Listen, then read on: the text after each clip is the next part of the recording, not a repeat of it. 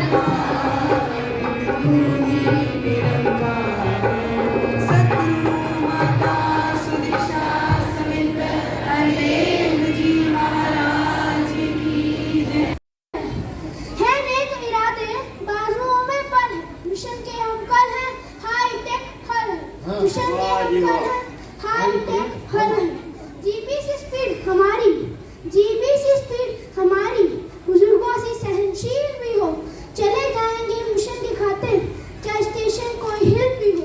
आशीष तेरे से होता हर काम सरल है, मिशन के हम कल हैं, हाई टेक फल है।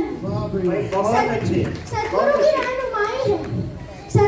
रहनुमाई है, जोश पूरा हाई है। तरंगों से कनेक्टेड हमारा वाईफाई है, तू है तो कनेक्शन में नहीं कोई डर है, मिशन के हम कल हैं, हाई टेक हल है। संगत माँ के हम लाडले, जोश से काम ले, ना होना पड़े गिल्टी, होश से काम ले। तू बख्शता सदा फल है उपकार तेरा, तू बख्शता सदा फल है। मिशन के हम कल हैं, high tech fit and fine, सेवा दल की वर्दी हम पहने, बच्चे तैयार हर पल है, मिशन के हम कल हैं। क्या कहने, बहुत अच्छी, बहुत सुंदर। आपके सामने निरंकारी मिशन का इतिहास कविता के रूप में रखने जा रहे हैं। आज सुनाते हैं हम आपको निरंकारी मिशन का इतिहास, जहाँ प्यार निर्वर्तन और सहनशीलता की बस होती है बात। 1929 में बाबा बूटा जी ने ज्ञान का बूटा लगाया था, ब्रह्म ज्ञान जैसी अमोलक बात को घर घर सतगुरु ने अपनी शिक्षा से ज्ञान की बात पढ़ाई थी, अवतार वाणी के रूप में निरंकार की महिमा सुनाई थी। समय ने फिर से रुख मोड़ा, ये 1963 की बात थी।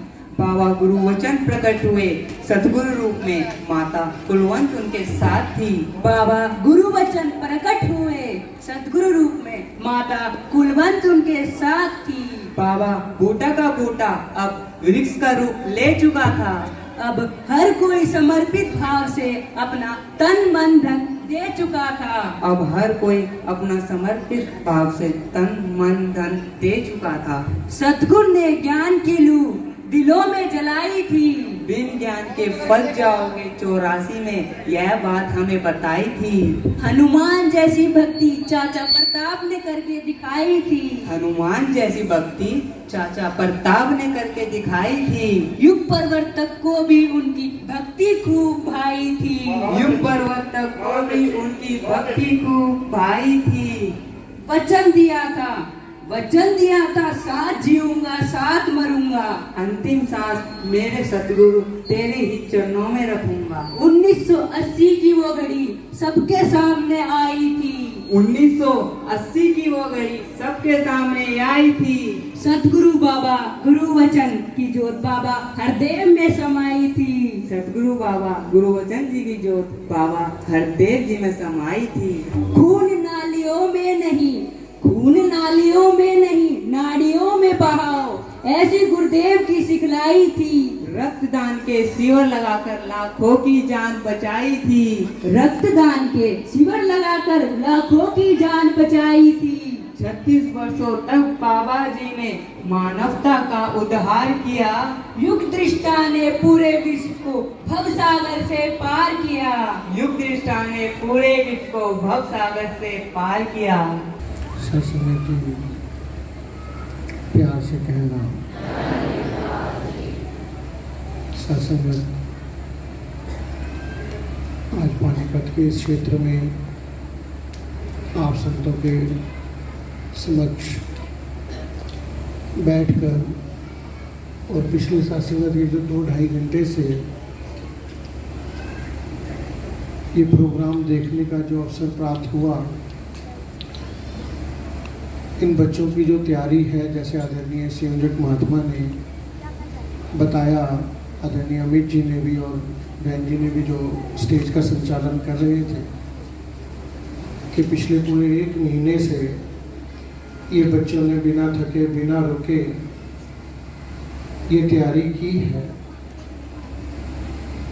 तो दास जब बैठे बैठे ये बात सुन रहा था तो अंदर से सतगुरु का बहुत शुक्र निकल रहा था। पिछले ही हफ्ते दास 4-5 दिन के लिए वेकेशंस पे मनाली की तरफ जाने का मौका मिला। जो सत्संगत उस जगह पहाड़ों पर गए हैं उन्होंने देखा होगा कि वहाँ से नदी निकलती है और उस नदी का फ्लो बहुत होता है, बहुत ज़्यादा फ्लो होता है उसके अंदर पानी का। जब वो नदी बह बह के एक जगह पहुँचती है तो वहाँ पर एक डैम बना दिया है, पंडो उस जगह का नाम है। उस जगह उस पानी को रोक दिया जाता है, फिर वहाँ से उस पानी को चैनलाइज किया जाता है टरबाइन के अंदर और फिर उससे एनर्जी पैदा करके ये जो लाइट हम देख रहे हैं ना, फिर ये लाइट आती है। नहीं तो अगर उस नदी को ऐसे ही छोड़ दिया जाए तो बह के पता नहीं वो या तो तबाही कर देगी या बाढ़ आ जाएगी और उसकी जो वो एनर्जी है वो किसी काम नहीं आएगी। तो दास बैठे बैठे यही सोच रहा था कि ये जो बच्चे हैं तो मचलती नदियां हैं, लेकिन इनकी एनर्जी को जो है ना वो सदगुरु ने चैनलाइज किया।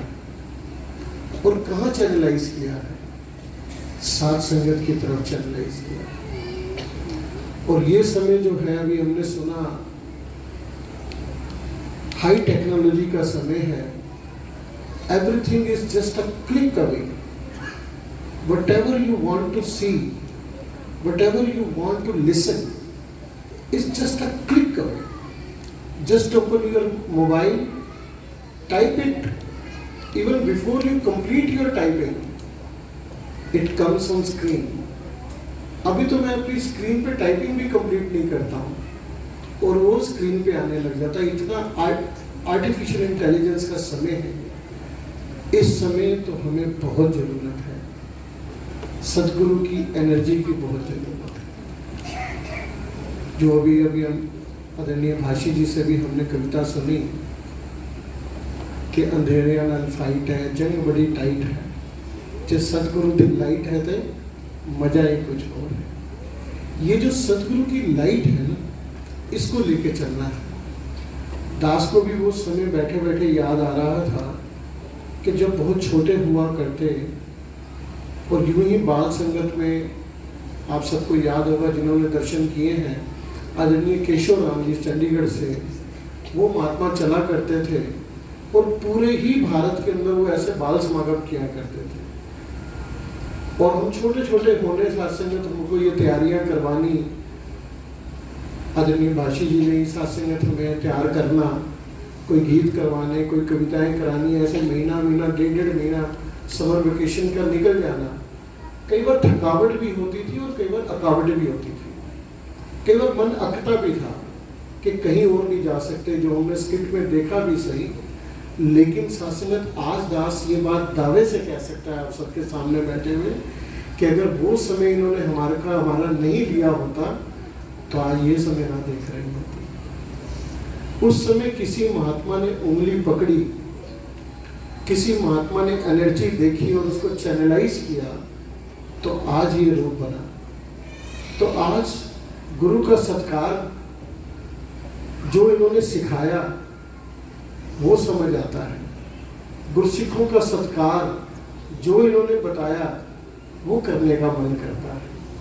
तो दास तो शासनत आज सभी बच्चों से भी मुखातिब है कि ये जो मिशन हमें मिला है, ये जो सदगुरु हमें मिला है, we are the most fortunate in this whole world. जो कह रहे हैं कि 7 बिलियन पीपल हैं और पूरे वर्ल्ड के अंदर 7 अरब लोग हैं, उनमें दास ये कहेगा कि हम सबसे सौभाग्यशाली हैं जिनको इन्होंने पकड़ लिया है। और हमारा तो शासन, क्योंकि दास भी सेकंड जनरेशन है, आदरणीय पापा को शासन जब वो इधर करनाल से कुंजपुरे से दिल्ली गए सन 64 में, तब उनको ये ज्ञान हुआ और दास 77 की दास की बर्थ है। तो हमारा जन्म तो निरंकारी परिवार में ही हुआ। तो शासन देखते थे बचपन से ही कि कैसे महात्मा आदरणीय बेकल जी, आदरणीय जोगिंदर मचंदा जी, ये सब महात्मा शासनिक पटेल नगर के अंदर हुआ करते थे, जो हमारी ब्रांच है। और कैसे इन्होंने शासनिक हमारी उंगली पकड़नी और हमारी हर बात का ध्यान रखना। ये जो यहाँ पर संपूर्ण अवतार वाणी का शब्द आ रहा है, इसमें भी महत्ता बताई जा रही है कि जो मेरे शरीर के अंग हैं, ये जो शरीर मुझे मिला है, क्योंकि पहला प्रण है, जिन बच्चों ने ज्ञान ले लिया है तो हमको पता है कि पहला प्रण क्या है, तन मन धन निरंकार का है। और इतना नजदीक देखने के लिए मेरे को ये साथ संगत कंटिन्यू रखनी है। अगर नजर नहीं आ रहा है तो फिर मुझे ऐसे किसी महात्मा का संग पकड़ना है, फिर अरविंद जी का संग पकड़ लेना है, इंद्रराज जी का संग पकड़ लेना है, जोगिंदर जी का संग पकड़ लेना है कि महात्मा मेरे को ना नजर नहीं आता। जब कभी मेरे जीवन में ऐसी बात आती है जो मेरे जीवन के अनुकूल नहीं है, तो मैं इसे भूल जाता हूँ। आप कृपा करो, मैं इसे याद कैसे रखूं। फिर जो गुर विद्या कर कमाए, तीनों सुख वो पाएगा। आगे कहे अवतार गुरु हो राधे, जग सारा यश गाएगा। यहाँ पर शासनिक कह दिया आपने कि गुरु भी राजी हो जाएंगे अगर हम ये वाले गुण अपना लेंगे। रसना से हर कीर्ति गाएंगे, साधु का वचन सुन के कर्म में ढालेंगे, फिर उसको सुनाएंगे, आंख से इसका दर्शन पाएंगे। कह रहे इन सबका जो मिला जुला जो रिजल्ट है ना, वो तो हो जाएगा कि तीनों सुख मिल जाएंगे। जो सत्संग हमें पता है संसारिक सुख होते हैं, वो तो मिलेंगे ही मिलेंगे, लेकिन सहजता मेरे जीवन में आ जाएगी। और सहजता मेरे जीवन में आ जाएगी तो मैं सुख देने वाला बन जाऊंगा, मैं सुख देने वाला बन जाऊंगा। तो जो सत्संगत दास एक बड़ी छोटी सी आदमी के चरणों में बात रखेगा, आदरणीय बंटी जी सत्संगत जो बाबा जी के साथ और या सतगुरु के साथ सत्संगत जिनको हमने देखा, एक बार पटेल नगर आए सत्संग, तो उन्होंने सत्संगत ऐसे बैठे थे हम सब उनके साथ, तो उन्होंने कहा कि किसी ने बाबा जी को पूछा, बाबा हरदेव सिंह जी महाराज को, कि बाबा जी आपकी अपने गुरसिख से क्या अपेक्षा, क्या उम्मीद है आपकी अपने गुरसिख से, but you exactly look in a Gursikh, आपको अपने गुरसिख में क्या देखना है। तो ससुर बंटी जी ने कहा कि बाबा जी के मुख से ये बात आई कि बाबा जी ने कहा था कि जब मेरा गुरसिख अपने घर से बाहर निकले, सड़क पे चले और किसी घर के आगे रुक जाए, तो उस घर का दरवाजा खुले और उनके हाथ जुड़ जाए और वो ये कहें, संत जी 2 मिनट मेरे पास बैठ जाओ। आप मेरे पास बैठ जाते हो ना तो मेरा मन हल्का हो जाता है, मेरे मन को तसल्ली मिलती है। बाबा जी कहते हैं कि अगर ऐसा कोई मेरा गुरसिख जीवन जी रहा है ना तो मेरे को अच्छा लगेगा। बस यही अरदास है आप जी के श्री चरणों में कि ये जो समय हमें मिला है, नो डाउट समय बहुत ज़्यादा ऊपर भी हो गया, दास भी क्षमा चाहेगा। हुक्म में ही दास ने शासनत ये सारी बातें आप जी के श्री चरणों में रखी हैं, क्योंकि जितनी भी सिखलाई थी वो इन बच्चों ने साथ संगत इस स्टेज से दे दी थी। जो भी गुरु का ध्यान है, जो भी गुरु आज चाह रहा है, वो हर बच्चे के मुख से सदगुरु ने आप बोला है कि मुझे क्या चाहिए, मेरे को कैसे गुरसिख देखने हैं। और इस 2-2.5 घंटे के प्रोग्राम में दास समझ रहा था कि it was a complete programme. I thank everyone who contributed and I congratulate also to all and everyone who was there participating. जिसने भी पार्टिसिपेट किया है, यूँ लग रहा था कि क्या तैयारी है। वो छोटे से बच्चे भी सात्संगत, बिल्कुल 2 साल के बच्चे होंगे जो ऊपर आकर खड़े थे, और सात्संगत उनके भाव से पता लग रहा था कि सदगुरु की शिक्षा उनके मन में बसी हुई है। ये आज का जो प्रोग्राम था ये कंप्लीट था, और सात्संगत आज सभी को मुबारक भी देगा इस एक सक्सेसफुल समागम की, बाल समागम की, जो हमने देखा भी और सात्संगत इसको एक्सपीरियंस भी किया। और सात्संगत हृदय से दास आभार प्रकट करता है आदरणीय डाबर जी के चरणों में, आदरणीय जोगिंदर जी के चरणों में, इंद्रराज जी के चरणों में, आदरणीय विनोद जी भी सात्संगत बैठे हैं नमुंडा से, इनके भी चरणों में सात्संगत, और इंद्रराज मल्होत्रा जी भी बैठे हैं सात्संगत, इन सब के चरणों में दास हाथ जोड़कर नतमस्तक होता है। और सात्संगत कोई ऐसा शब्द निकल गया हो जो आपको ठीक ना लगा हो, दास उसके लिए भी आपसे क्षमा प्रार्थी है। प्यार से कहना। समागम यहाँ किया गया है, किस उपलक्ष्य में किया गया? ये समागम वैसे तो यहाँ पर हमेशा सत्संग होता ही है, लेकिन इसका जो मेन उद्देश्य है वो है कि जो नई पीढ़ी आगे आ रही है, इस पीढ़ी को वो गुण दिए जाएं जिसके आज सबसे ज़्यादा ज़रूरत है। और वो जो सबसे ज़्यादा ज़रूरत है वो है सहनशीलता की और ऐसी समानता की जो आज समाज को सबसे ज़्यादा ज़रूरत है। और वो अगर कोई दे सकता है तो गुरु ही दे सकता है, वो साथ संगत ही दे सकती है। तो इसी उद्देश्य से आज ये समागम रखा गया है कि जो ये बच्चे, अब ये नई पीढ़ी आ रही है, इस देश को भी एक ऐसी ही पीढ़ी की ज़रूरत है कि जो बिल्कुल समानता से आगे बढ़े और सबको साथ लेकर चले। तो बच्चे मोबाइल में ज़्यादा घुसते हैं और कहीं ना कहीं माँ बाप भी उनको मंदिर, मस्जिद या गुरुद्वारे, जिस भी धर्म को मानते हैं, नहीं लेके जाते। बच्चों का कितना दोष मानते हैं इसमें कि बच्चे मतलब जो अपने धर्म के बारे में नहीं जानते? दास ज़रूर इस बात को एक्नॉलेज करेगा कि ये एक मोबाइल का युग है और ये बहुत ही हाई टेक्नोलॉजी का भी युग है, लेकिन माँ बाप का भी बहुत कर्तव्य बनता है, क्योंकि अभी तो ये देखने में आ रहा है कि माँ बाप भी उसी तरह से मोबाइल्स में और टेक्नोलॉजी में व्यस्त हैं अपने, तो थोड़ा वो भी छोड़ें इसको। लेकिन ये जो टेक्नोलॉजी है ये कोई गलत नहीं है, इसका यूज़ गलत है, लेकिन अगर इसका सही यूज़ अगर हो जाए तो वो साथ संगत जो है, अगर जीवन में गुरु है या माँ बाप अगर गुरु के चरणों में लगे हुए हैं तो वो ज़रूर इसका यूज़ सही बताएंगे। कहीं भी मोबाइल को छोड़ना नहीं है, लैपटॉप्स को छोड़ना नहीं है, क्योंकि आने वाला युग जो है वो इसी का युग है। हाँ, इसका यूज़ जो है वो ठीक से हो, इसी का उपलक्ष्य इसमें रखा गया था। कहते हैं कि जो हमारे गुरु होते हैं, हमारे पीर पैगंबर होते हैं, उनकी बात का असर ज़्यादा होता है बच्चों पर, माँ बाप पर। तो क्या मैसेज देना चाहेंगे उन माँ बाप के लिए जो बच्चों को सही गाइडलाइन नहीं दे पा रहे हैं, या उन बच्चों के लिए जो कहीं ना कहीं अनचाहे रास्ते पर जा चुके हैं लेकिन अभी समय है कि उनको वापस लाया जा सकता है, उनके लिए क्या मैसेज? जो अभी तो प्रभु के चरणों में सिर्फ अरदास ही की जा सकती है कि अगर कोई ऐसे रास्ते पे निकल गए हैं कि जो रास्ता ठीक नहीं है समाज के हिसाब से, तो वहाँ से अगर वापस लाने के लिए तो भी अरदास की जा सकती है। लेकिन बड़े सारे प्रयास ऐसे हैं जो बहुत सारे ऑर्गेनाइजेशन कर रही हैं, उसमें एक ऑर्गेनाइजेशन ये भी है, और जैसे हमारे यहाँ पे संत निरंकारी चैरिटेबल फाउंडेशन भी है, वो भी ऐसे बहुत सारे प्रयास कर रहे हैं कि ठीक से जो जिनको सामाजिक गुणों को दिया जाए।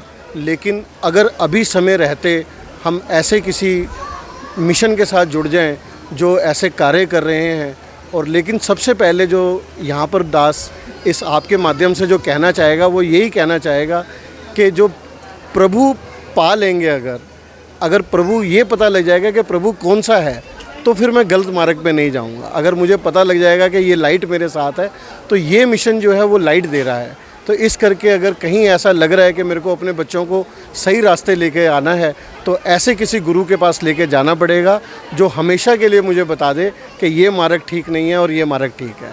तो यही मैं इस समय कहना चाहूँगा जी। थैंक यू जी। मेरा नाम नवीन कामरा है और मैं दिल्ली से हूँ। हाँ जी, थैंक यू जी।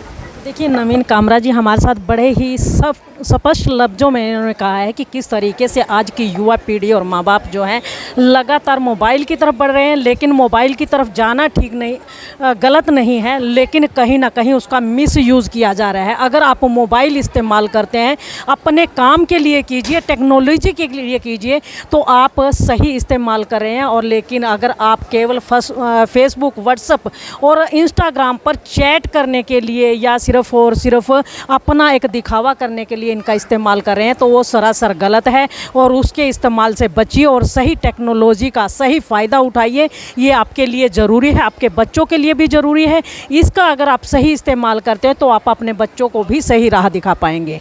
तो और सत्संग का जो मेन पर्पज़ होता है, कहते हैं कि इंसान को सच्ची राह पर लाना। सत्संग का मतलब सच का संग करना होता है। अगर सत्संग में भी आकर के इंसान अपने मार्ग को सही सुधार नहीं दे पाया तो सत्संग में आना व्यर्थ है। अन्यथा आप सत्संग में आते ज़रूर हैं लेकिन सत्संग में जो आपने समय लगाया वो आपका व्यर्थ गया। अगर आप सत्संग में आते हैं और संतों के वचनों को अपने जीवन में उतारते हैं तो आपका सत्संग में आना सार्थक सिद्ध हो जाता है। तो ये सारी खबर को शेयर अवश्य कर दीजिए और ताकि उन लोगों के बीच में ये खबर पहुंच सके जो सत्संग में नहीं आ पाए लेकिन संतों के वचन सुन करके वो भी अपने जीवन में सुधार कर पाए।